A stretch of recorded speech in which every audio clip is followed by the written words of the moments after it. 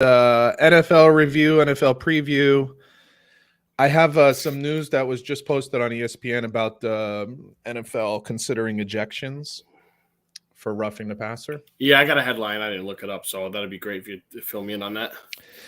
Targeting and shit like that. Yeah, I think it's very dangerous, but we'll get into it. It's a college. Yeah, I got some stuff on that.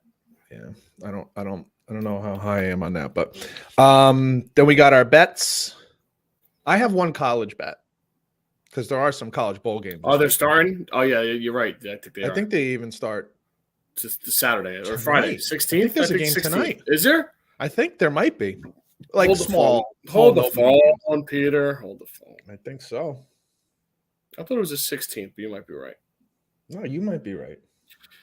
First bowl game is Friday the 16th at 11:30 a.m. What it'll be on in my classroom? Yeah. The Bahamas Bowl, folks. I'd rather be there. Then I got so we got our bets. Then I got Army Navy, and then you know what? Let me set up the music real quick. And I got Army Navy, and then I got Mike Leech, and then I got our 91s. Yep, should be a quick one, quick-ish. Yeah. Oh yeah, there's how many games Saturday? There's 5 games Saturday. Holy shit! Wait, there's a bunch. 2 Friday. Oh, I wish I looked this up. I would have done a college game. You know what? I just did it on a whim. Take a minute. If you want to throw one in there. Yeah, I think I do. Take a minute. They're not great games, but some of them are decent games. They're not great games, but I tell you.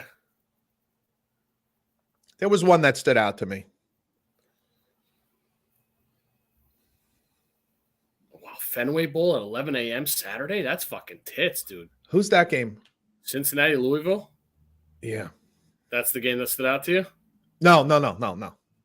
I think it's an interesting game because you have 2 new head coaches. Well, you don't even – I mean, both teams are kind of looking for the guy from Louisville. Did the guy from Louisville go to Cincinnati? Something like that, right? Is that what happened? I think so. Was the head coach from Louisville that went to Cincinnati? Yeah. That seems like a step down. I don't know. It doesn't seem like a step up. I agree. Unless he was kind of sick. Unless he's an alumni or something. I don't know. We'll have to look into that. So do you have 3 total or 4 total? I have 3 total. All right. I'm going to take one out here. Well, you had 4? I had 3, but I'm going to take one NFL out and put a college game in. Okay. Do you want me to get started? Yes. All right. I'll press record first, and then we'll get started here.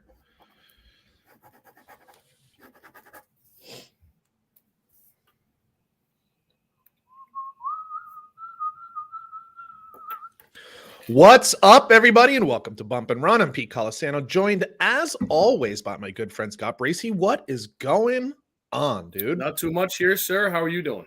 Doing okay. Feel really good about my bets today. So, do you have any record of how we did last week? Yeah, I could tell you that real quick. Let's see real quick how we did last week. I feel like we're warming up. We both have the Army win. Yes. I feel like I got smoke from there. So I'm 1-3. Oof. You, my friend, I think went 3-0. Oh, I told you I'm feeling hot. I got off to a nice start this year, but I needed more information, more data. I'm a very analytics kind of guy. So you need the weather to get cold for you to start picking games. So we got that to get to. We'll go over what happened last week in the NFL and what's coming up this week because we got some really nice games to look at. Of course, we'll take a look at how Army Navy went. We lost someone really special from college football this week. We'll get into that. And some really cool news when we do our 91. So let's get started with the NFL. What do you have for our big games last week? Last week, the game wasn't great, but I'm going to put it in there anyway just because the circumstances were so weird. Thursday Night Football, the Rams and the Raiders. Baker Mayfield, 2 touchdowns in 3 minutes. From being there 2 days. Less than 48 hours. He literally from the time he stepped off the plane to the time he stepped on the field was 40 hours. That's just crazy. I have to ask you, did you feel good for him though? I did.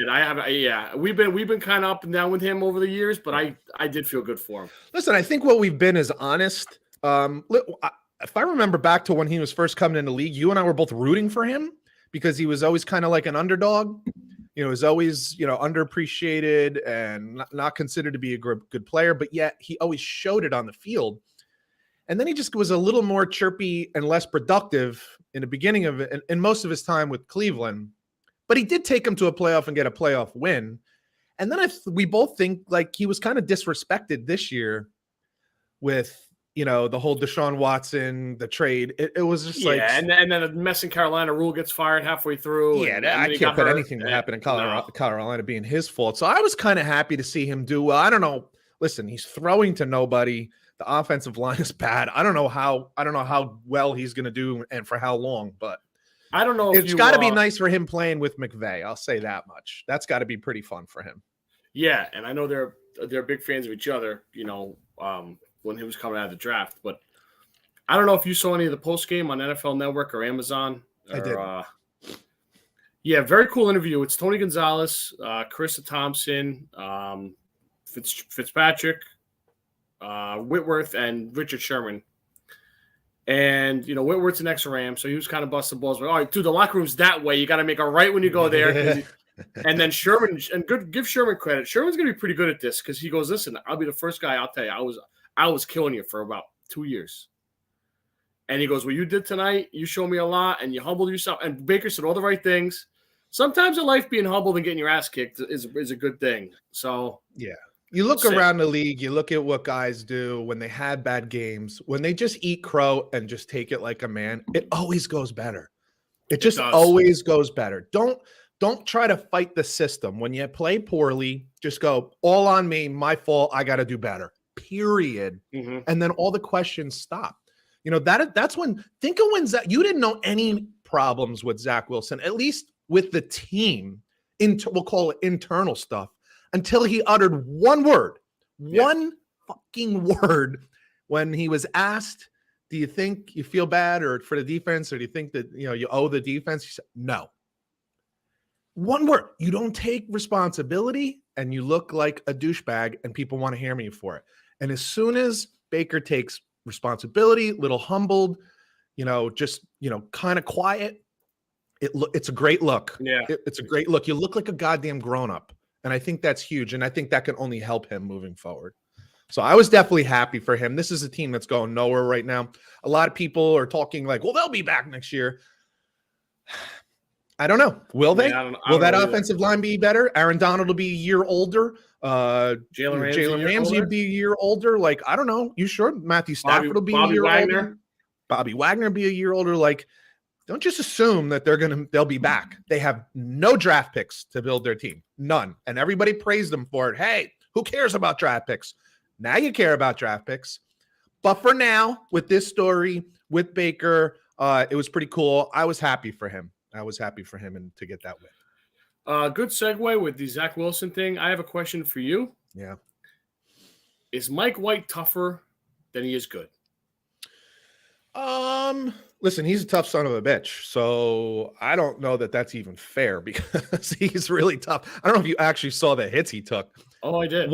Worse than the other. And so the first one was pretty bad. Like I cringed when I saw it because it looked like he just got his ribs just caved in. And he comes back in the game after getting checked out, and he just gets he lets the ball go and just gets absolutely folded in half. Like if my hand was his body, he just went like this with a guy in between. It unbelievable. But the performance was meh. I mean, it was okay. It wasn't great, and they didn't win. And once again, the Jets continue to have issues getting the ball in the end zone. So, we can say all we want. Again, what did we say when they were making this move? You're benching a guy who was 5-2, and now you've had Mike White in here. Who's the savior? Mike White is the savior. He's 1-2. So Joe Flacco was 1-2. That's why I asked. So, I like Mike White, believe me. And I think it's super important that your teammates believe in you. I don't think you can win without that. I think it's really, really hard. And you're seeing that a lot in like Green Bay right now. You were seeing that in Arizona. I think it's hard. It's really hard. You have to be uber talented to overcome the idea of your teammates not liking you. On the other hand, but I think he's pretty good. Your defense is really good, and the Bills' offense hasn't looked great in the last couple of weeks either. No, they haven't. The Jets defense, I'm like a broken record here. When you have these two corners like that they have, it just is, there's no such thing as like really shutting down, but it kind of shut down. Josh Allen threw for the fewest yards he has all season. Stephon Diggs had the fewest yards receiving that he had all season. It's a really good defense, and a lot of it, just a real major part of it, has to do with they have 2 top 10 corners. They can really use a little bit more of a pass rush, but what they do is great. You got to punch the ball in the end zone. I mean, this is what it just comes down to. They just don't score enough. They don't score enough touchdowns. So, yeah, and the Buffalo Bills, it's been a slog. I'm trying to give them the benefit of the doubt. I know they're trying to get that running game going so that they have that once the playoffs start. So I'm trying to give them the benefit of the doubt. It is a little weird though, because for 2 years now, this has been one of the most explosive offenses in the league. And now they're just kind of like scoring in the mid-20s. This is a team that earlier this season beat the Kansas City Chiefs. Yeah. So it's a little, I don't know what the word is. It's confusing me a little bit. I'm a little confused as to the why. Like, why suddenly you don't know how to score as much as you used to? You could say, okay, against the Jets, I get it. Nobody scores a lot of points against the Jets. They got a really good defense, but didn't score a lot of points against Detroit either. Didn't score a lot of points against New England. So there's some concern there. Yeah, I think there should be. Definitely should be. The Dallas Cowboys escaped those pesky Texans. Should have lost. This is what bad teams do. Bad teams find ways to lose games, and give Dallas credit that they went on a nice drive to win that game, right? How many yards? 98-yard drive. I mean, that's what winning teams do. That right there is a microcosm of the difference between winning teams and losing teams. Yeah. You have the lead, you have a chance to make it a 2-possession game, or at least 2-possession game, and you don't, and you give them an opening to score. Oh, they got to go 98. Not going to. Guess what winning teams do? Winning teams go down there and get that score. Dak didn't play particularly well. He is who I kind of been saying he is. He's good. He's not great. The less he throws, the better off they are. The more they run, the better off they are. I think Colin Cowherd pointed out something where when Dak throws 35 times or more, they have a losing record. As opposed to when Pat Mahomes throws more than 35 times, he's like 44-13. That's the difference between one of the greatest passers of all time and a guy who's pretty good. Yeah. Like a guy who's pretty good, know? So, but that's a good football team. And that's what good football teams do is they win those games ugly. It's gross. They should have lost, but they won. Can I ask you a question? Yeah. In the summer, we did our quarterback ranking, top 10. Yeah. We had a combination of Derek Carr, Dak Prescott, and Lamar Jackson somewhere between 9 and 12, I think. Right. What do you think about that now?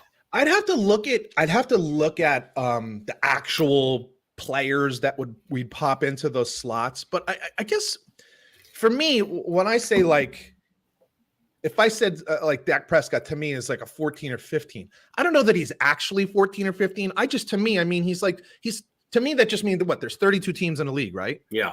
So out of 32, 15 is slightly above average. And that's really just what I think he is. I think he's good. I think he's a good leader. I think he's smart. And I think he's good. So I don't think while there may not be 10 quarterbacks actually ahead of him, I think there probably are, but we would have to redo that list, I guess is what I'm saying. Yeah. But even if there weren't, I just don't look at him as a top 10 quarterback. You know what I'm saying? Mm-hmm. I don't look at him as one of the top third best quarterbacks in the league. I think I could go through the league and find a number of players who I would say, yeah, I'd rather have him. Yeah, I don't know about that for me at this point because I think Brady and Rodgers are on their way out. Stafford looks like I'd still rather have Rodgers. Stafford looks crippled, I think, at this point. He's a hot mess. But when you're talking healthy. Russ, goodbye. Goodbye. Yeah. So I don't know. Just saying.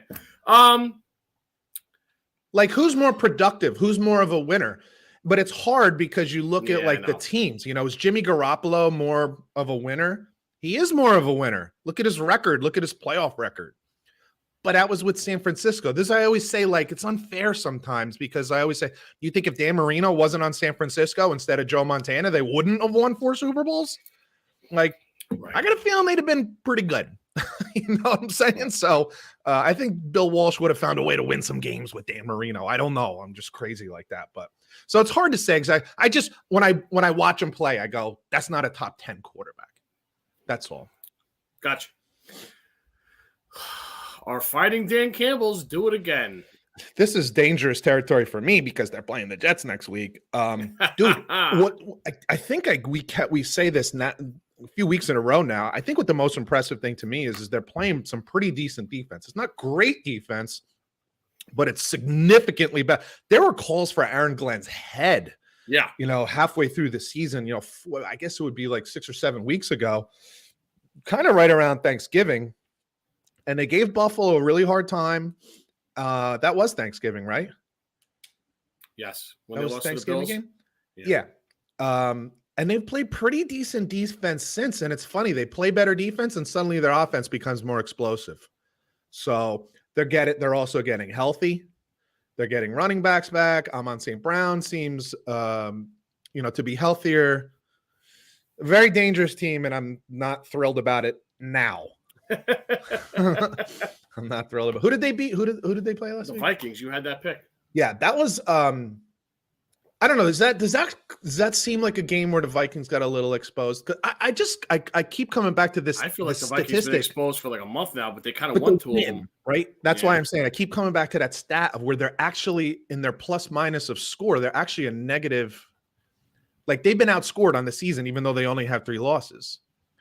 And you just say like, well, how many of these close games can you keep winning? And it's like, well, you can't do it forever. And we were high on their defense for a while, but now it's the last 5 weeks have been brutal. Rough. It's rough. Yeah. The Eagles very good. Dude, I have now officially moved Jalen Hurts into the lead for my league MVP. I hate when we get into this argument about, well, he's not better than Patrick Mahomes. Nobody's saying he's better than Patrick Mahomes, but I don't think that's what the award is for. It's not the best player award. Right.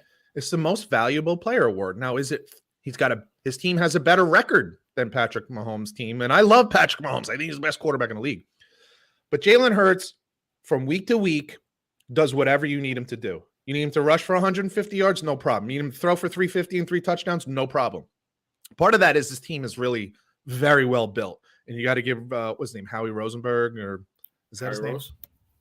The Howie GM, Rose, right? Howie Rose, Rosenberg, something like that. You got to give him a lot of credit because again, I pointed this out to somebody at work today. This is a team who, if you remember when we started the season, $42 million over cap hit. Yeah. So they're working with a handicap, and they're still. It blows me away that they're still best team in the league. I guess at this point we have to acknowledge this is the best team in the league, right? We still need to see them play some of the other premier teams, which they really haven't done this year, other than the Cowboys, if you want to call them a premier team. I don't know that I do. But that's the only thing that holds me back from like really being all in on the Eagles. I just look and I say, man, if they play the Chiefs, if they play Buffalo, they play San Francisco. I don't know. But Cincinnati? You put them there yet or no? Do I put them in the conversation? Yeah, top 5. I do. Yeah. I think I do. Yeah, I think I do too. I think I do too. Yeah.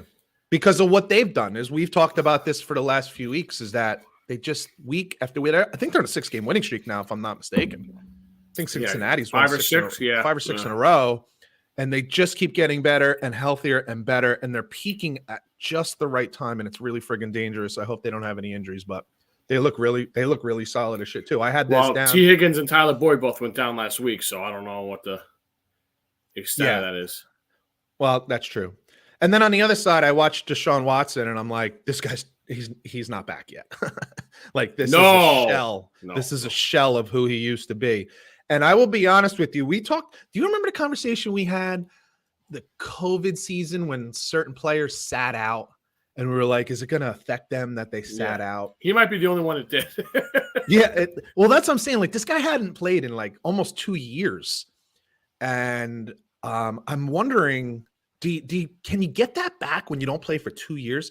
You remember who was the running back that was for the Steelers that sat out and then went to the Jets? Le'Veon Bell. Le'Veon Bell, and he was never the same. It wasn't the Jets. He then went to Kansas City, bounced around for a couple teams. He was just never the same after sitting out a year. Yeah. So I just wondered, can you imagine if you invested $253 million guaranteed and he just never is the same player again? What a disaster that would be.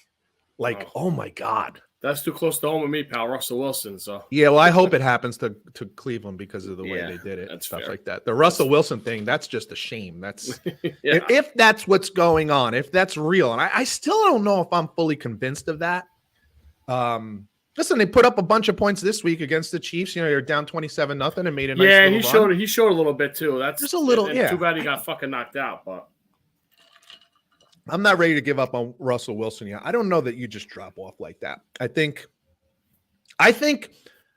Pete Carroll week to week should get more and more credit because I think he knew what Russell Wilson was good at and what Russell Wilson wasn't good at and stayed very far away from the things he wasn't good at and only let him focus on the things that he was. He took a lot of heat, took a lot of arrows for not letting Russ cook and all that kind of shit. And instead of firing back, he just ate it. And I think now he's starting to look like, well, maybe Pete was right. Yeah. Maybe Pete Carroll was right and knew what he was doing. 49ers also good.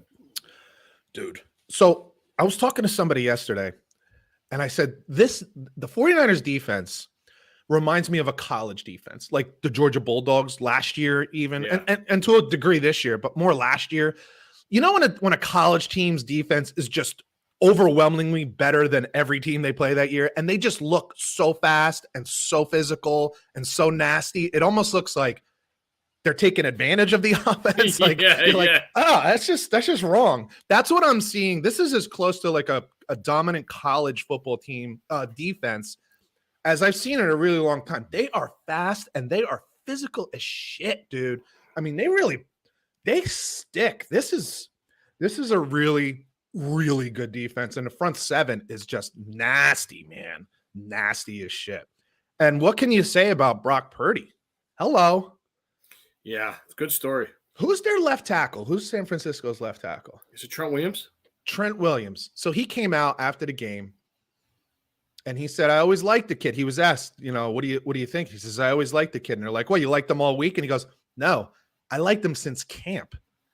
He says, we would get in a huddle and people would be chit-chat, and then he'd say, oh, enough, let's go, we got work, here's the play, boom, right to it. And he's like, all right, let's go. Like he said, I like them back in camp.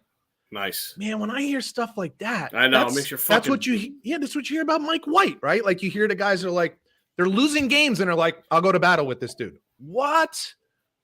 Like that, I mean, that just says a lot. I think they like Jimmy. This is a very different situation. Yeah, I think they like Jimmy, so it wasn't like they didn't like Jimmy, but yeah. When you hear that, to me, that's very cool, and especially because a rookie to be able to last pick control like that. Yep, absolutely. So very cool story there to me. Tua and the Dolphins back to earth a little bit. You got all the ones that I wanted to cover too. So yeah, this to me was a big thing. Tua starts 3 of 17 in this game. Is this a situation where a player, and a coach, frankly, are being a little exposed? Yes. Like I'm looking at Tua and I'm saying, you got a half a season. Well, even if you take into consideration last season, you got basically a full season of film on him now. And now you got a half a season of film on a new head coach. And I say this all the time. This is not college where kids are going classes and all this other kind of stuff. And there's limits on how many hours you can practice and watch film and all this kind of stuff. These guys constantly are adjusting to what you do. They're going to take away what you do best. And they're starting to do that. When we get to the previews, there's another huge game for the Dolphins coming up this week where I'm just looking, I'm saying, did the boy genius, if you remember in the beginning of the season when they started off really hot, everybody's like, oh, I love this kid. He's looking, the coach, I'm saying, he looks great. He's the players love him. And I said, okay, show me how much they love him when they lose 3 games in a row. Right. And that's where we are now. Like you've lost 2 games in a row. Frankly, 2 games in a row, you got physically outplayed, got banged around a little bit. And now you're going to go play the Buffalo Bills up in Buffalo. Good luck with the weather up there. I'm sure it's going to be just like Miami. Balmy. I want to see what kind of adjustments he makes. And then we can talk about how much of a boy genius he is. So, but Tua got exposed, and the problem is that the what he got exposed for are not things that he's going to be able to correct. It's not like suddenly he's going to have an arm that he can throw the ball 65 yards downfield. You know what I'm saying? So there are some things. He's not like suddenly he's going to be 6'4". Right. So there are some things that he's just going to be that are just going to have to be dealt with. So, that was an interesting game. I still think Staley is awful. Makes terrible decisions. He's got to go. And Sean Payton should take that job. Period. Last one for me, real quick. I just want to address it. Kyler Murray, torn ACL, done for the year. Probably most of the next year, and the Cardinals are in deep shit because they signed him and Cliff Kingsbury to extensions. Yeah, the Cliff Kingsbury thing is just money, so they can bounce him. Who cares? Yeah. These are billionaires, and that doesn't count against cap. You're stuck with Kyler Murray, and what's worse, neither of us ever thought Sean Payton was going to take that job. But if they had any hopes of Sean Payton taking that job, that's gone now. Like if there was any hope of that, that's gone now because. Now, at best, you get Kyler Murray back Thanksgiving, at best. And with him and his weird quirkiness, who knows if he – I got to be honest with you. I'm not convinced he'll come back at all next year. Can you totally see him getting fat playing Call of Duty for fucking 5 months? My God. Can I be honest with you? I could see him saying, screw this. I don't like getting hurt and I don't like getting hit. I'm going to play baseball. I know. And bailing on his contract totally. And there's nothing that I don't know that there's anything that could stop him from doing that.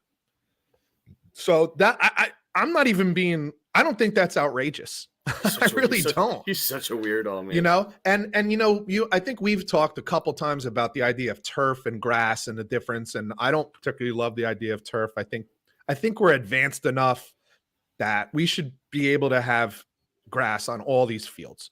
European soccer players refuse to play on turf. When they come to America and they come to play on fields that have turf, they make them put grass down, which they do. So if you can do that, then do it all the time. Yeah. With that said, this happened on grass, and it was non-contact. He didn't even get touched. Right. So it was very odd, very strange. I don't like seeing guys get hurt, so I'm not happy about it. No. But it does put the Cardinals – I mean, this is the type of thing, dude, that can literally set them back – I mean, who knows? Because even if you knew Kyler was never going to play again, it doesn't mean you're automatically going to get a new quarterback. How long did it take him to find one in the first place? Remember how long? Right. How long have the Jets been looking for one? How long has Miami been looking for one? You know, Carolina been looking for one. So it's not like you just go pick one up at the corner store. Like because I'm saying maybe it set you back 5 years. Dude, it could set you back 20. Yeah. If you don't find that right quarterback. So yep. Look at the Browns. Tough spot. Really tough spot. Yeah. Look at the Browns. Exactly. Week 15 preview, 4 games to go, my man. Man. We'll start What's amazing, before you even get into the games, what's amazing are how many teams are still fighting and very much alive. In the hunt, as they put on the TV. Absolutely. And frankly, that's what makes for better television, right? The more games that matter, the better it is as a viewer. It's so much better for us. It's awesome. So very exciting. Let's hit it. What do you got? Tomorrow night, Niners at Seahawks. Seahawks home field wants to keep them in the game. Seattle's falling back to earth a little bit. They are now in trouble. Sorry about that. Did I make a joke? Is this thing on? I hit the wrong button. What the fuck? George Carlin here. Seattle coming back to earth a little bit here. Geno coming back to earth as well. All right, let me ask you about that. Hold on 1 second. I want to ask you a Geno thing. All right, you can let me finish a thought. Go ahead. Go ahead, finish it, and then I'll ask you. No, just saying that they're fighting off the Commanders and the Giants here for the one last spot. So this game is big for them. Who? Okay. And the Commanders and Giants play this week, right? Yeah, Sunday night. Okay, so when we say Geno coming back down to earth, he did throw for 270 yards and 3 touchdowns. Now he had 2 interceptions. Two bad interceptions. But he still had an explosive game. I mean, 3 touchdowns is not nothing. Dude, it's a bad loss. Panthers at home, coach. It's a bad loss. No. It's a bad loss. But some of that's got to fall on a defense, right? Yeah, agreed. Some of that's got to fall on defense. I think it's funny. The guy has slinging the Sammy Darnold going in. He's got the dude. So here's what's funny, and I gotta call out your boy Colin Cowherd here. He's saying Geno Smith is come down to earth. He's been exposed. I'm like, the guy threw for almost 300 yards and 3 touchdowns. Yeah, he had 2 interceptions. And even if that's a bad game, it's one game. He's had the highest quarterback passer rating than anybody in the whole season. Like, we can't give a guy a break. And then he says, I've been telling you, Sam Darnold is good if you just give him a chance. Sam Darnold threw for 121 yards. It's not like he lit it up, folks. And I like Sam. I was a big Sam Darnold proponent. I love Sam, and I would love to see him do well. But give me a break. It's not. He threw for less than half as many yards. Now, winning is where it's at. I mean, we say this all the time, right? That's why we're big Jimmy Garoppolo fans. You got to win the game. But let's just slow down on the, he came down early. I mean, 2 bad interceptions. I get it, and that's not good. But he did have like a pretty big game. Pretty big game. So we'll see. But it is an interesting game regardless, because it's Pete Carroll versus a rookie quarterback. Who's more desperate in this game too? San Francisco's won like 6 games in a row, and Seattle really needs this game to stay in a playoff hunt. So to me, they're more desperate. San Fran had that 6-game winning streak. To me, it's almost like if we go on the road and lay an egg, whatever. But that defense is so fucking good, and defense travels really well. Got that right. Yep. You hit on this game a little while ago. Miami going to balmy Buffalo. It's a massive test. And what's interesting is if, by the way, Saturday night, folks. Saturday night on that game. At night. Is that what it is? At night? Yeah. Yikes. Yeah. Good luck with that one. Yeah, I mean, if the head coach is a genius and 2 is the real deal, then they should at least be competitive. I don't know that I would expect them to win the game, but you should be competitive in this game. I don't think they are. So we'll see what happens. But let's put it this way. I'd be surprised if this is like a 1-score game late in the 4th quarter. I'd be really surprised. I would as well. Let's be honest. That defense isn't exactly playing very well either. Hey, I got a question for you, sir. Yeah. And this is going to make me happy. Uh-oh. Have you heard the name Bradley Chubb at all from the Dolphins? Holy shit. Is he? Oh, wait. Did he get traded from Denver? Yes, he did, sir. Oh, my God. That's right.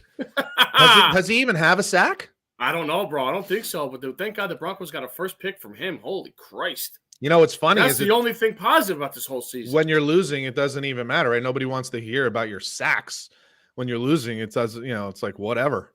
So, yeah, I haven't heard a thing. I've totally forgot he was even there. Yeah. Totally forgot about that. That's so funny. Well, I'll take it.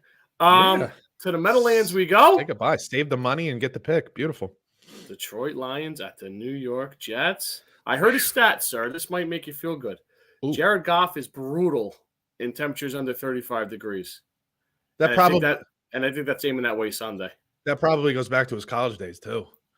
Yeah, but how many teams you play in the cold? Cal? Colorado? Oregon State, Colorado, Washington State. Yeah, I guess Washington State gets cold at night. Yeah, I'll give you You're going to make me go look that up. I'm going to go look that up after the show. I'm not going to look it up now. I'm lying. I'm probably not going to. I'm going to go make pasta. Good idea. You're nervous about this game, sir? Very. In fact, if you would have asked me like 3 weeks ago, I'd have said, "Oh, this is such an important game." Like, not that it's not important, but like the Jets got to win this game. They're the better team. I'm not 100% certain that the Jets are even the better team right now. But they still got to win the game. They have to win this game. Jets' offensive line is a fucking disaster. There's so many injuries. Hutchie's gonna have a field day against you boys. Oh my God! Ooh. By the way, dude, he's fantastic. He's a good player, man. Yeah, he's fantastic. But yeah, it's a huge game for the Jets. Well, frankly, it's a huge game for both. Yeah, it is. Definitely. Obviously, incredibly enough, Detroit is fighting for a playoff spot also. I think they're going to come up just short, but that's besides the point. But this is what we said about them going into the year. Get right there. Get right at the doorstep. Get right. And I think they're going to. Yeah. And the funny thing is both teams are kind of in the same position. You're looking at the team across from you and you're like, if we're a good team, this is the kind of team we should beat.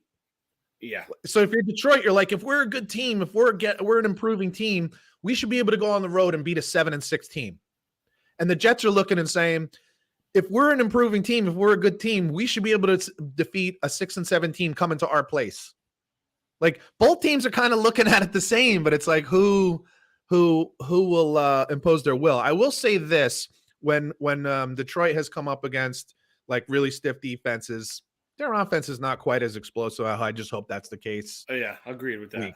especially in the cold. Yeah, but you're right. Hutchinson probably is going to have a pretty good game because that Jets offensive line is really and now you got to worry about Mike White with his ribs. I heard that they made Zach the number 2, which is probably the better move. Flacco's not a good guy when he comes in the game. Flacco is toast. Flacco's done. Dude, he didn't want to have nothing to do with being in that game that Sunday. None. He was like, he probably looked at the coach like, wait, what? Like, I'm not going in there. Joe, you like Joe who? Like he's looking at the sand. He's looking around like, I got a beer over here, man. I'm not going to that game. Fuck that. Like, yeah, absolutely. So yeah, that I think that has less.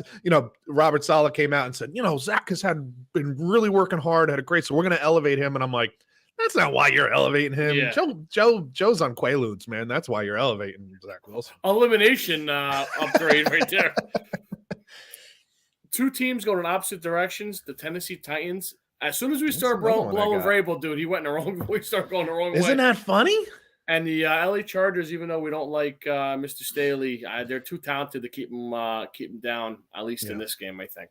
Yeah, this is two teams going in very opposite directions right now. Strangely enough, you're absolutely right. The fact that the Titans are on a is it 3-game losing streak? It might be 4. It's definitely 3. Hold the phone. Oh my God, I think it's 3. The phone. I just got the alert again about that fucking hit thing. That Vrabel hasn't been able to pull them out of this, which makes me want to take the Titans even more. I just can't. I couldn't do it. But the problem is on the other side, I wanted to go with the Chargers because the Titans are just playing kind of bad. But I can't get myself to trust Staley and making good decisions. I can't do it. But they're playing better. Herbert is really good. When they let him throw the goddamn thing. He deserves a better coach, man. He really does because he's a fucking good quarterback. He's a real deal. It helps that they got some guys back now. Being healthy helps. Yeah, absolutely. Isn't it interesting they have better games with Keenan Allen and Mike Williams playing? Yeah, funny, right? No way.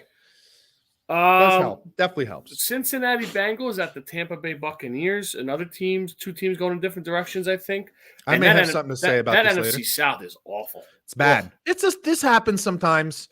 I remember years ago, Seattle. The NFC West. Yeah, they were a sub 500 team that made the playoffs, and the Saints they got a home game, and that's that Marshawn Lynch run game. I think it was. Saints went out there. I think they were 10-point favorites at Seattle, and Seattle won the damn game. Yeah, Seattle won the damn game. So I don't want to hear from people who are like, "We got to change the rules." Hey, every guy out there, every coach knows rule number 1: win your division. Yeah. Rule number 1: win your division. Get a home playoff game. Simple as that. So, but yeah, it's there's definitely 2 teams going in 2 different directions.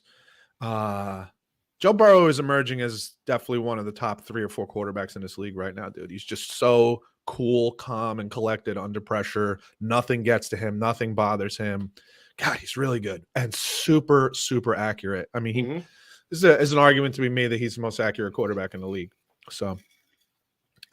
But this game is down in Tampa, and as we've said week after week, it's hard to just say they're never going to play well again when you got Tom Brady on that side of the ball. But I'll be honest with you, last week, he didn't look good. No, he didn't look good. There was some misses, and I feel like he's almost packed it in. I would never say that. That's why I said almost.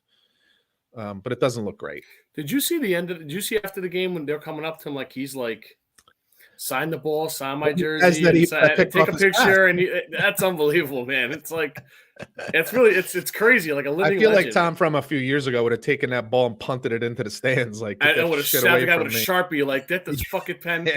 Yeah, I think it's just different, Tom. At this point. Yeah. Last one for me, my friend. I feel like we're repeating ourselves. We've been talking about this game for I feel like 3 weeks. Because it basically has been. Giants at Commanders. That's one I had too. Yeah, a huge game, right? Like both of these teams are probably fighting for the same playoff spot, potentially, depending on what happens in Seattle. Like Detroit, Seattle, Washington, and the Giants. And again, another game, seems like we've been doing a bunch of those where like 2 teams going in opposite directions. Like the Giants are now 4-1 or 1-4-1, 1-3-1, whatever the hell it is, 1-4-1 over the last 6 games. And the Commanders are definitely improving, getting better, winning games. So, but interestingly, they tied last time. So we really have nothing to go off of from last time. Other than that, the game will be down in Washington this week. So I hope they tie I actually again. think that'll be a very interesting game to watch. I do too. Very interesting. Because they're not like uber talented teams, so they have to grind it out. And it's like, man, one turnover can really turn the game big time. One missed field goal. Yes. Ugh, God. Jobs could be won and lost, or jobs could be kept and lost on this game alone. Let's put it that way. Let's be honest. Sure.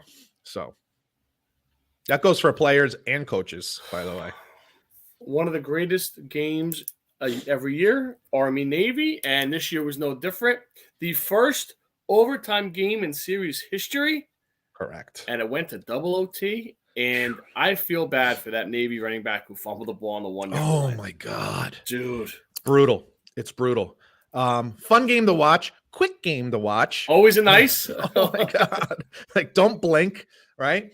But fun game to watch. What was so interesting is, both of these teams are known for having like fierce running attacks because they do that triple option thing that nobody else does. So when they face other teams really have problems. As a former coach, I can tell you, like, coming up against weird shit. Like when we used to play the rare team that would run a wing T offense or something like that. It's hard to reproduce it because it's a very it's kind of offense where you need to practice it and it needs to be very exact.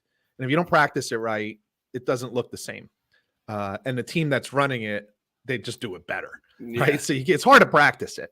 But the difference in this game is they both run the same goddamn offense, so they both know how to stop it really, really well. So it was a fascinating game because nobody could do shit. Like nobody can move the ball. And then what was weird, the game goes to offense and they both score like on the first play. It's just like boom, boom, touch it. Like, wait, what? Like I thought these teams couldn't stop them. Even Nessa was like, they're throwing the ball in overtime, complete touchdown. Like it was crazy.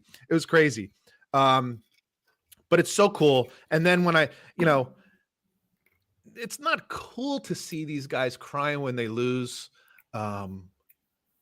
But it is in a way like how much it means to them.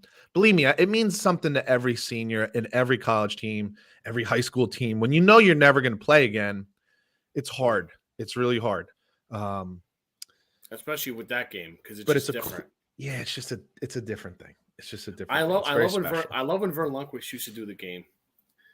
Yeah. And Navy went on a run for a long time, and Army finally won. And he said, for the first time in a while, Army will sing second. Yeah. And you're just like, I want to hit the garage door. Like, let's go, dude. Absolutely. Sing second. I got the children just saying it. Like, oh my God. Yep. It's like, it's cool. And all the pregame stuff with the parents and then the players. Oh, dude, I'm like chills. Weeping. Yeah, you get chills. Listen, I don't think there's another game, college or pro, where you just feel the gratitude that you do for an hour before and an hour after that game starts and ends. You're right. Like you're just like, my God, do we have some really special people in this country? And we're really big time fans of our teams, but even like Michigan, Ohio State doesn't get you that emotional. Like it's like not like that. It's different. Yeah, like different. That's excited. Like even the national anthem, you're like, yes. You're like, oh my God. Well, they also have the resources to have a little bit different national anthem with B-52 bombers flying, stealth bombers, F-18s. You're lucky if you get one plane to fly over, like in a big game. They got Huey helicopters, Apaches. They got a submarine in the air. It's so talented. They can do it. They do a little bit more than everybody, but it's awesome. It's just awesome. It's sick, bro. There's a reason I was watching with someone who has a young child, and he was like, "What's the big deal?" And I'm like, I said, "It's like Ohio State, Michigan, except these guys are actually in the military." He's like, "But they're playing football." I'm like, "Yeah." And they're training to be in the military at the same time. And he couldn't even put it together. Like, that's how, like, it was really cool stuff. I was watching the game with my mom for a little while, and she's like, man, that was a bad punt. And I go, Mom, no one's on scholarship to play football here. Nope. Like, it's like, and I get what she's saying. That's like the common folk. Like, you're so used to watching so much talent at a college Saturday. And she's like, man. And then she said the same thing. This game's going faster because no one throws. It's just run. Was it the Navy quarterback or the Army quarterback had 4 completions all season? All season. Not in one game. Yeah. All season. It's amazing. Just crazy. But it's so much fun. And there's a reason that they have that game solo all by itself. It's just very special. It's just very special. Really hits home. They do a really good thing, and that's on my bucket list. I got to get to one of those things. Yeah, really cool stuff. Real quick, dude, I left this out, and I apologize. I want to hit on it real quick. Heisman Trophy was awarded Saturday night. Yep. Caleb Williams at USC. Thoughts? I think it was probably the right choice. I agree. I got to be honest with you. I got really soured on him with the fingernail shit. I agree, but he kind of made up for it with his speech. Yeah. But it doesn't take away. It doesn't take away what happened. I just don't like that, and I don't forget that kind of stuff. And if we're gonna bang on Baker Mayfield for his mouth, then you should bang on this kid for that. It's classless. You know what? And I just look at Lincoln Riley and I say, the first week I get it. You might not have known that he did it. The second week you have no excuse, and it's not cool. And first of all, it's really disrespectful, and second of all, as I said last week, I don't like the idea of putting a target on your back. I think that's bad business. I don't know why I want to put a thought in a defensive player's mind to take a cheap shot at. And he's already going after you. Yeah. So I think it's bad business, but regardless, I think it's the right guy. Yes, he gave a really nice speech, so I appreciate that. He's really talented. He is undersized. He's only like 6 feet, 6'1", 215 pounds. He's not like a huge dude, but he is really talented, can really chuck the ball. And in that last game that they lost against Utah, he showed a lot of grit. He was pretty banged up. I think it was a hamstring. Yeah. Could barely move, but still kept going out there, playing hard, trying to get that win for his team. Couldn't get anything done at that point, but it was probably the right choice, I think. I like that they shout out Blake Corum and Hendon Hooker, guys that should have been there, that had great years for 10 and a half weeks and got banged up. The fact that Stetson Bennett was there, great. Georgia quarterback is 25 years old, whatever. Their team's great. He's a great quarterback, don't get me wrong. But he's college quarterback. He's not a stat guy like the Heisman Trophy is. There's been years before where there've been 5 guys. If you left him out and put Blake and Hendon Hooker there, I mean, come on, like let's. I still believe if Hendon Hooker doesn't get hurt, he probably wins. I would have voted for him because I thought he had the biggest impact on the entire season. They got fucking smoked in that South Carolina game, and he did not look good in that game. No, you just froze on me again. What the hell's going on? Oh, there you are. Isn't that the game he got hurt in? Yeah, but he got hurt in like third quarter. They're already getting pretty bashed in. And you know what hurt Blake Corum, in my opinion, is that Donovan Edwards came in and there was no drop off. Their offensive line is no only joke. For that one game where he got hurt, and then obviously against Ohio State, Edwards. Well, and then off. the Big Ten championship game too. Yeah, so because then it looks like it's because they got a great offensive line. Yeah, exactly. Well, it's always because they have a great offensive line. I'm like, if there's ever a running back who has a great season, and you remember who was the running back? This is going back a ways.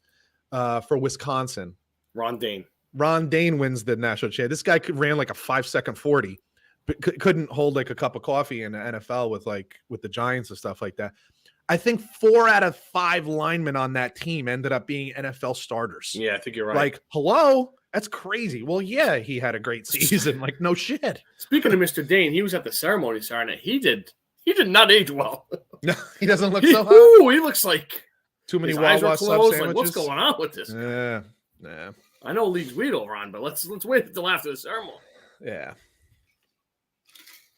Got some bad news we got to get to? We got bad news. Got some bad news, and this one stings me a little bit. I'm going to be honest with you. I know it does. Go ahead. Mike Leech, 61 years old, passed away basically of a heart attack. Had a heart attack at home. No EMTs, no ambulance came for like 15, 20, I think it was 20, 21 minutes, something like that, which means no blood to the brain. And he was in a hospital for a few days and passed away. I want to say yesterday or Monday before. night. Yeah. Very sad for me. I'll give you something that I've heard that was pretty cool. Said one time Mike Leach told one of his players that he wasn't going to play probably at all, but that he'd like to have him start coaching as a student assistant. The kid got pissed and left his office. Came back the next day, took the job. That was Lincoln Riley. Yep. If you're wondering, if you ever had wondered where did the modern college football and frankly NFL football passing game come from, look no further than Mike Leach. He was an assistant coach. He was the offensive coordinator at Kentucky with Hal Mumme. They were together before that, but this is when it would start to be major. Like a lot of little schools do some weird shit, and it doesn't really trickle up to the big schools until the big schools see that other big schools can do it. So Hal Mumme was at Kentucky, and Mike Leach was his offensive coordinator. And trust me when I tell you, it was because of Mike Leach, because Hal Mumme, once he got fired from there, was never heard from again, and Mike Leach continued to do really well offensively. I learned from the guys who coached with Mike Leach. I've been to multiple seminars where I learned, if you remember, Why Over. Oh yeah, that's a Mike Leach play, which they ran, incredibly at Kentucky. He then goes to Oklahoma. What's funny is Oklahoma, the year before, he goes to be the offense coordinator with Bob Stoops. The year before, Oklahoma had the worst offense in the Big 12. The year Mike Leach was there, they had the number one offense in the Big 12. He then gets the head coaching job at Texas Tech, was there for a number of years. Whatever the situation was that went on there, I don't even fully understand exactly what the hell went on there. Goes to Washington State. Was that the shed incident with Craig James's kid? Something like that. Yeah. Goes to Washington State, turns that program. So he turned Texas Tech around, turned Washington State around. Frankly, was doing a great job at Mississippi State. And I'll give you this. There's an old saying that says, when you're one step ahead, they call you a genius. When you're two steps ahead, they call you crazy. And if you knew anything about Mike Leach, he was a little off. He was a little different. Yep. Okay. And people love to say he was crazy. I think it was just that he was two steps ahead of everybody else. He just looked at things differently. He saw things very differently. And trust me when I tell you, what you see in today's passing game with 4 wide receivers spread out, offensive linemen not in a 3-point stance, only in a 2-point stance, almost all of what you see today, the route combinations, choice routes, shallow crossing routes that never happened before, things like this. I'm telling you, like 80 to 90% of this came from Mike Leach in one way or another. And just the personality on top of that, the personality that he was. Just go on YouTube and look up Mike Leach and go see what some of the things he used to say. Nothing dirty. The most recent one was this year. He was being interviewed by one of the gals who was just engaged. Yeah. This is after a game that they just won.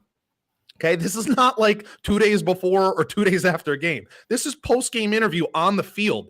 And he then goes into a diatribe about how he should have proposed and what you should do in your marriage. And this is how you have a healthy marriage. And it's like, dude, you just won a football game. Don't you even want to talk about football? But that was Mike Leach. He was a super, super unique dude.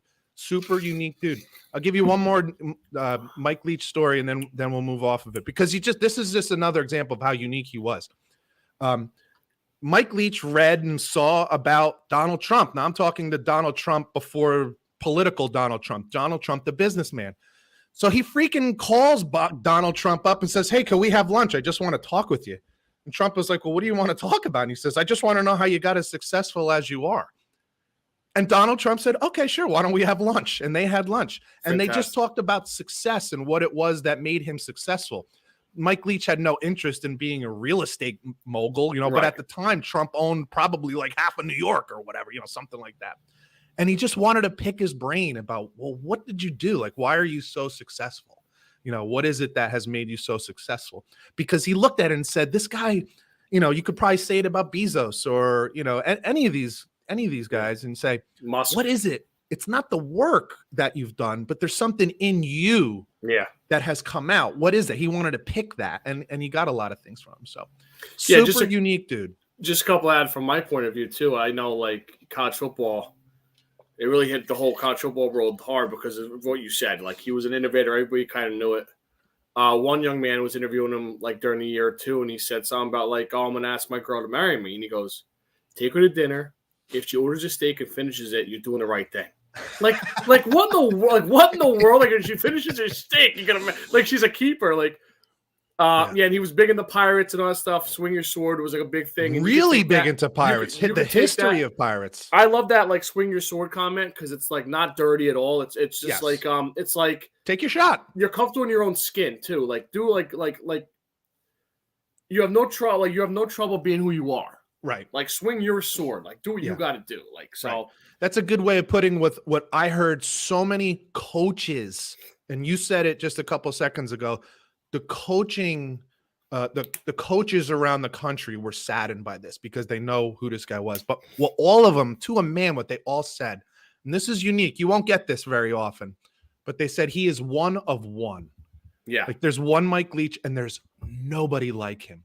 Right. I kind of like on a personality basis, I kind of compare him a little bit to Parcells. They don't have the same personality, but they have a way of, they can do things that if other people did it, you'd be like, that's you don't talk like that. Like, that's just weird. Don't talk like that. But him and Parcells was always able to talk in a certain way that, like, if other coaches try to do it, it just wouldn't look right. But when Parcells does it, it's kind of okay. And it's kind of funny and cool.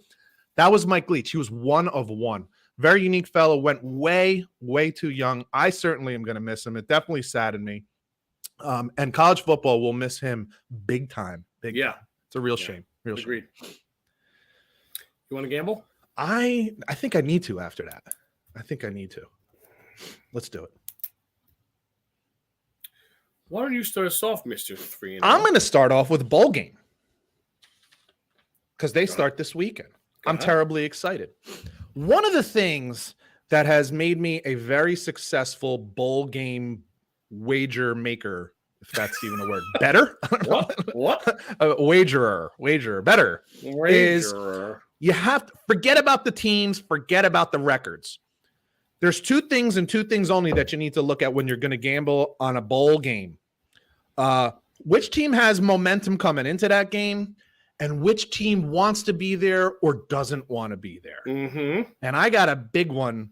It's an easy one team playing pretty well coming into this game that absolutely wants to be there, and another team that if they could, they would just send some tackling dummies to the game and just stay home. The Oregon State Beavers. Oregon State is favored by 10 over Florida, which is a huge line. And in the famous words of Scott Bracey, fishy. Why so high? I'll tell you why. Richardson isn't playing. He bailed out. For the quarterback for Florida is not playing because he's going to the NFL, which very questionable. I don't know that he's. I agree. Holy shit! I'm not sure he's even like a third or fourth round pick, but that's a conversation for another day. Oregon State is jacked. They're excited for this. They had a great win to end the season against Oregon. Their coach is excited. Another opportunity. Boy, you're gonna have the Florida Gators come to Las Vegas and play Oregon State, and we're gonna kick their ass. How's that gonna look for recruiting? Take that, Oregon. Oregon State minus 10 over the hapless Gators of Florida. That's a big line, though. Oregon State minus 10.5 for Peter. I will myself hit a bowl game up. Kind of a late edition here myself, but I like it. I might be doing better if I don't think. I just react. I'm going to go to the world famous New Mexico Bowl, Peter. Oh, it's one of my favorite bowls. The New Mexico Bowl. And two juggernauts, the BYU Cougars playing the SMU Mustangs. Clear your schedules. A lot of initials there. Keep up. The BYU Cougars plus 3.5. They're a tough, gritty line of scrimmage type of team.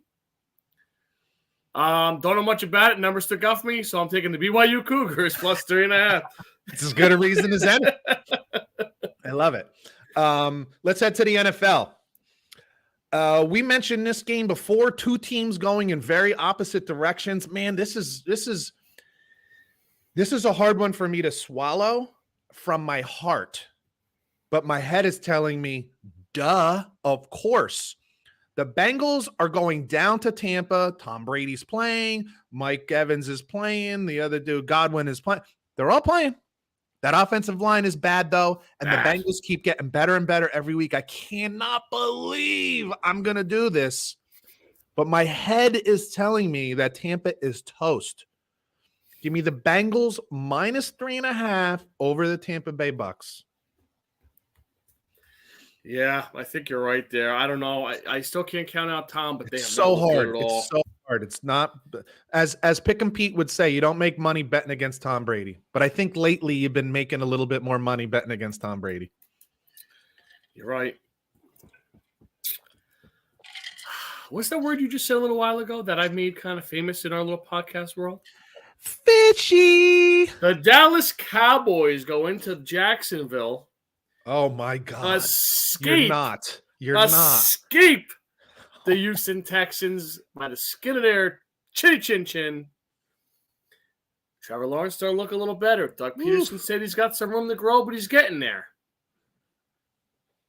Something about this game to me says Dallas might be due for a stinker. Look ahead game. They got the Eagles the next week, Christmas Eve. Good call. Jacksonville plus 4.5 at home against the Cowboys, please. Nice. That's a ballsy pick. I'm heading up to Buffalo. Bad weather. You have a sled? I need a plow. Bad weather. Great offense. Struggling team. Rookie head coach. 5'9" quarterback. Wow, he's doing it. And there's only one team in this game that is desperately wants to keep hold of that number 1 seed in the AFC, and that's the Buffalo Bills. I was not a believer in the Dolphins. I didn't think they stunk, but I didn't think they were as great as everybody was making them out to be this year. Fair. Give me the Buffalo Bills minus 7.5 against the Miami Dolphins. I just don't think this is 3 straight road games now for the Dolphins. There's a little revenge in this one because Buffalo went down in the heat and lost that game, even though they probably should have won. It was a close game. I don't think it's that close up here in Buffalo. So I'm going to take the Bills minus the 7.5 over the Dolphins. If the Dolphins were so great, why would they be underdogs by more than a touchdown? So give me the Bills minus 7.5 over the Dolphins. We talked about this game in our final game of the recap, the preview of this week. The Sunday Nighter Giants Commanders. They played to a tie 2 weeks ago. A tie. They call that kissing your sister. They do, and that's never a good thing. Yeah. Only on holiday, never on the lips. Yeah, no, unless you're from Alabama. Tongues for sure. The Giants are getting 4.5 points in this game, sir. What is it? What is Vegas telling you? They played to a tie. A tie. Again, a tie. Kissing your sister.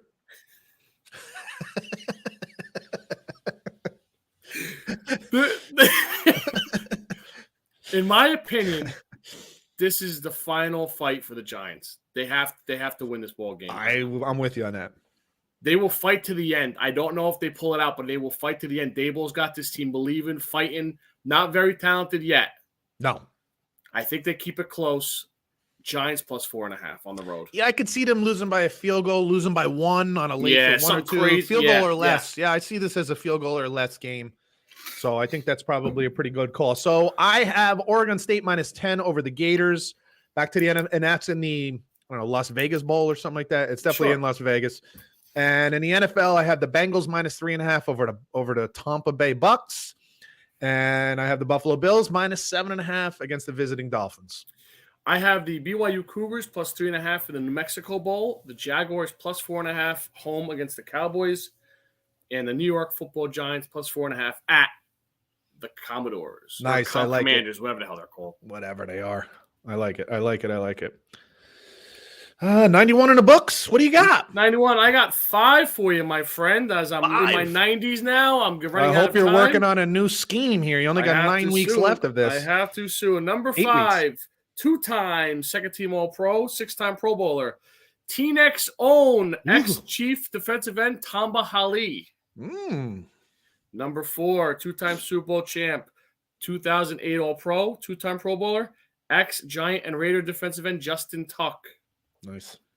Good player. One in your backyard. Number 3, Super Bowl champion, 2018 All-Pro, 6-time Pro Bowler, current Philadelphia Eagle defensive tackle, and a monster man, Fletcher Cox. Yes. Guy's still playing at a high level. Good player, man. Him and Brandon Graham. Brandon Graham had 3 sacks that day. Jesus. That's one thing about the Eagles. They're a little long in the tooth, but they're still productive. They're playing great. It's insane. They're playing really good. Number 2, off the football radar for a second, 5-time NBA champ, 2-time All-Star, 2-time Defensive Player of the Year, 7-time defensive first team, 7-time rebounding champ, Jesus. Hall of Fame forward, ex-Piston, Spur, Bull, I know it. part-time Laker. Dennis Rodman. Yes, sir. Number 1. It's rare that you find a basketball player with a number as high as 91. Number 1, 1996 Defensive Player of the Year. Let's see if you got this one, too. 3-time All-Pro, 5-time Pro Bowler, 2-time sack leader, 1990s All-Decade Team, Hall of Fame defensive end. Who did he play for? Rams? Rams, Steelers, Panthers. Long blonde hair, right? Yep. The frig was his name? Kevin Green. Kevin Green. Yes.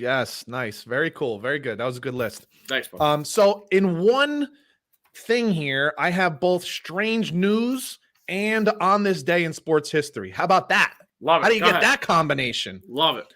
On this day in 1930, You were what, 4? What's that? You were what, 4? Oh, that's cold. Sorry, That's sir. cold. Sorry, buddy. That's colder than the weather outside. On this day in 1930, pay attention now. The New York Football Giants defeat who? Notre Dame 22-0. And you're saying, wait, what? As Scotty just shook his head in disbelief. Yes, in 1930, the New York Giants played the Notre Dame Fighting Irish in a charity football game. Beautiful. And the New York Giants won the game 22-0. You would have think they would have let Notre Dame get a score so their fans. So is that NIL before NIL? Charity Oh my football God, it game seems day? that way, right? Like, could you imagine if they did something like that today? That'd be crazy, dude. The college team would get murdered. They get murdered. Yeah. But nobody worked out back then. They were just guys. Guys Mostly being just guys. fat guys, just tough, fat, twisted Guys. knuckle guys. For Scott It's like Bracey, kissing your sister. that's what it must have felt like. For Scott Bracey, I'm Pete Golisano. You've been listening to Bump and Run, and we'll catch you guys next week. Later. A lot of sister kissing That was talk here. great. That was Oh my great. God. Cool, yeah. Next week, what's your schedule like? I'm good. Both. You're good. Are you good Wednesday again? I'm in the office Thursday. I could do it either day. You can do it Wednesday again. You can do it Wednesday again? All right. Yeah, I don't see a problem with that. Okay. That's cool. Okay. All right. That works. Sound for me. good? Cool, Yes, man. sir, bud. All right, man. I'll talk to you later. Later.